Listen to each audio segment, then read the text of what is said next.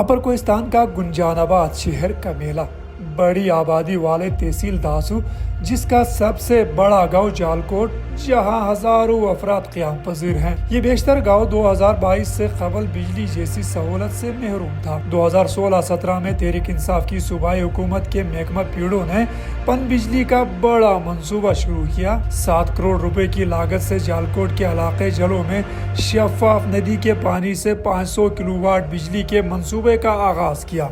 उस वक्त SRSP यानी सरहद रूरल सपोर्ट प्रोग्राम को ठेका दिया गया, जिसने 2023 में इस मंसूबे को मुकम्मल किया। अब जालकोट की बेशतर आबादी 7 रुपये फी यूनिट के हिसाब से सस्ती तरीन बिजली से मुस्तफीद हो रही है।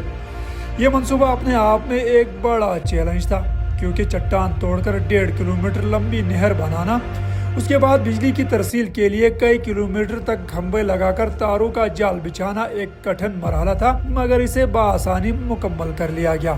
वापडा और वर्ल्ड बैंक के ताउन से दासू डैम जैसे अज़ीम मंसूबे पर यहाँ काम जारी है, जहाँ से कोहिस्तान की आवाम को बिजली की सहूलत आरास्ता होगी, मगर उसकी तकमील से कबल सूबाई हुकूमत ने जलो पावर हाउस की सूरत में आवाम की मुश्किल को आसान कर दिया। अब यहाँ वापडा की बिजली भी मुहैया कर दी गई है, मगर महंगी होने के बाइस तमाम सार्फिन सूबाई हुकूमत के जलो पावर हाउस की सस्ती बिजली इस्तेमाल कर रहे हैं। इस पावर हाउस को अब एक निजी हाइड्रो इंजीनियरिंग कंपनी के हवाले किया गया है, जो इसे चला रही है।